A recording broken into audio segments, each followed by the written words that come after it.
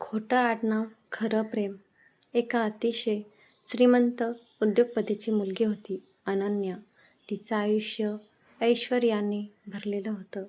परदेशात शिक्षण पूर्ण करून ती भारतात परत येत होती. तिचे वडील तिच्यावर खूप प्रेम करत होते. पण एक गोष्ट तिच्या मनाला पटत नव्हती. तिच्या वडिलांनी तिचं लग्न देशातील एका अब्जाधीश तरुणाशी ठरवलं होतं. अनन्याला लग्नाविषयी काहीच हरकत नव्हती. पण स्वतःचा जीवनसाथी ओळखण्याची संधी न मिळताच लग्न ठरवणं तिला मान्य नव्हतं. एअरपोर्टवर उतरल्यावर तिच्या वडिलांनी पाठवलेले सुरक्षारक्षक तिला घ्यायला आले. पण अनन्याला माहिती होतं की ती थेट घरी गेली तर काही दिवसातच लग्नाची तयारी सुरू होईल. त्यामुळे तिने एक धाडसी योजना आखली. तिने एअरपोर्टच्या वॉशरूममध्ये जाऊन एका सफाई कामगार मुलीशी कपड्यांची अदलाबदल केली. स्वतःचे महागडे कपडे काढून साधे कपडे घातले. पण सुरक्षारक्षकांनी तिला ओळखलं. ते तिच्या मागे धावू लागले. घाबरलेली अनन्या गर्दीतून पळत होती. तेवढ्यात तिची नजर एका अनोळखी तरुणावर पडली. ती त्याच्याकडे धावत गेली आणि म्हणाली, "सॉरी, पण माझी ओळख लपवण्यासाठी मला तुझी मदत हवी आहे." तो काही समजण्याआधीच तिने त्याचा हात धरला आणि त्याला किस केलं. सुरक्षारक्षक ते दृश्य पाहून थांबले. त्यांना वाटलं ती दुसरी कोणीतरी मुलगी असेल. त्यांनी शोध थांबवला. अनन्या सुटकेचा श्वास घेत निघून गेली. घरी पोहोचल्यावर तिच्या वडिलांनी लग्नाबद्दल बोलायला सुरुवात केली. पण अनन्याने अट ठेवली. "मी आधी 6 महिने एका कंपनीत इंटर्नशिप करेन. त्या काळात माझी खरी ओळख कुणालाही सांगायची नाही. त्यानंतर तुम्ही सांगाल तसं मी करेन." मुलीवर प्रेम असल्यामुळे वडिलांनी तिची अट मान्य केली. दुसऱ्या दिवशी अनन्या खोटं आडनाव घेऊन एका मोठ्या कंपनीत इंटर्न म्हणून रुजू झाली. पण तिला माहिती नव्हतं की ती ज्या कंपनीत काम करणार होती त्या कंपनीचा मालकच तिचा होणारा नवरा आर्यन होता. आर्यन देखणा, बुद्धिमान आणि अत्यंत यशस्वी उद्योगपती होता. पण त्यालाही त्याची होणारी पत्नी कोण आहे हे माहिती नव्हतं. त्याने फक्त तिचा फोटो पाहिला होता. कंपनीत बातमी पसरली होती की बॉसची फियांसे इंटर्न म्हणून येणार आहे. त्या दिवशी एक महागडी कार कंपनीसमोर येऊन थांबली. त्यातून रिया नावाची मुलगी उतरली.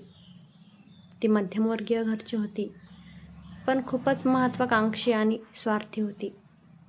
सगळ्यांना वाटलं हीच बॉसची फियांसे आहे.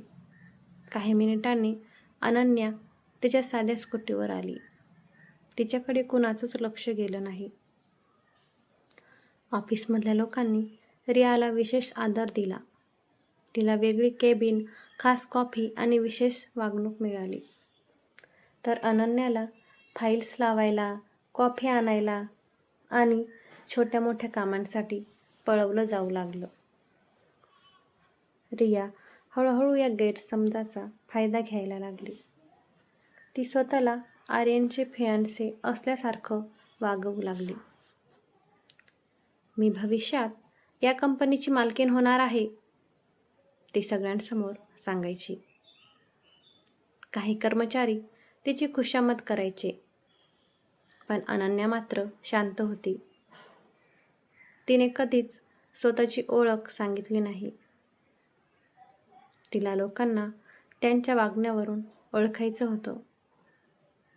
एका दिवशी ऑफिसमधील एका गरीब कर्मचाऱ्याच्या मुलीची तब्येत खराब झाली. ऑपरेशनसाठी पैशांची गरज होती. रिया म्हणाली, "कंपनीचा माझ्याशी काहीही संबंध नाही. मी का मदत करू?" पण अनन्याने स्वतःच्या बचतीतून पैसे दिले. सगळे आश्चर्यचकित झाले. दुसऱ्या वेळी एका चपराशाच्या मुलाचं शिक्षण थांबणार होतं. अनन्याने पुन्हा मदत केली. तिचा स्वभाव पाहून अनेक कर्मचाऱ्यांना ती आवडू लागली. दुसरीकडे रियाचा गर्व दिवसेंदिवस वाढत होता. आर्यन हे सगळं शांतपणे पाहत होता. त्याला रियाच्या वागण्यात काहीतरी खोटं वाटत होतं. एका दिवशी कंपनीच्या वार्षिक कार्यक्रमाची तयारी सुरू होती. रिया स्वतःला मुख्य पाहुणी समजून आदेश देत होती. अनन्या मात्र सर्वांसोबत काम करत होती. कार्यक्रमाच्या दिवशी अचानक आर्यनची नजर अनन्याच्या गळ्यातील एका पेंडंटवर पडली. तोच पेंडंट त्याने एअरपोर्टवर त्या रहस्यमय मुलीच्या गळ्यात पाहिला होता. त्याला शंका आली. त्याने CCTV फुटेज मागवलं. फुटेज पाहताच त्याला धक्का बसला. एअरपोर्टवर ज्याने त्याला अचानक किस केलं होतं ती मुलगी दुसरी कोणी नसून अनन्या होती. त्याच्या चेहऱ्यावर नकळत हसू आलं. तो तिच्याकडे अधिक लक्ष देऊ लागला. त्याला तिचं साधेपण, मेहनत आणि माणुसकी आवडू लागली. काही दिवसांनी कंपनीत मोठी मीटिंग झाली. सर्व कर्मचारी उपस्थित होते. रिया नेहमीप्रमाणे स्वतःला फियान्से म्हणून मिरवत होती. तेवढ्यात आर्यन स्टेजवर आला. तो म्हणाला, आज मला एका मोठ्या गैरसमजाचा शेवट करायचा आहे. सगळे गोंधळले. आर्यनने रियाकडे पाहिलं. तू माझे फियान्से नाहीस. संपूर्ण हॉल शांत झाला. रिया घाबरली. आर्यनने पुढे सांगितलं, तू खोटं बोलून सगळ्यांना फसवलंस. अधिकार नसताना अधिकार वापरलेस. सगळ्यांसमोर तिचं सत्य उघड झालं. कंपनीने तिच्यावर शिस्तभंगाची कारवाई केली आणि तिला नोकरीतून काढून टाकलं. रिया लाजेने खाली मान घालून निघून गेली. यानंतर आर्यनने अनन्याचा हात धरला. खरी फियान्सी ही आहे. संपूर्ण हॉल टाळ्यांच्या गजराने दुमदुमला. सगळ्यांच्या डोळ्यात आश्चर्य होतं. जिला त्यांनी साधी इंटर्न समजलं तीच करोडपती उद्योगपतीची मुलगी होती. अनन्याने हसत सांगितलं, मी माझी ओळख लपवली कारण मला माझ्या पैशासाठी नव्हे तर माझ्या स्वभावासाठी ओळखावं असं वाटत होतं. सगळ्यांना त्यांच्या चुकीची जाणीव झाली.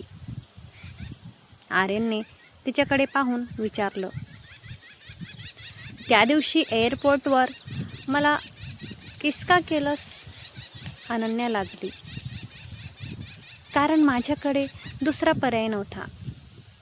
आर्यन हसला. मग आता एक पर्याय आहे. आयुष्यभर माझ्यासोबत राहशील?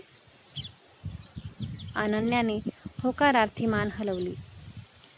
काही महिन्यांनी दोघांचं मोठ्या थाटामाटात लग्न झालं. पण त्या लग्नाची खरी सुंदरता संपत्तीमध्ये नव्हती. ती होती विश्वासात, साधेपणात आणि खरं प्रेम ओळखण्याच्या क्षमतेत. कथा आवडल्यास नक्की कमेंट करा. लाईक, शेअर आणि सबस्क्राईब करा. धन्यवाद.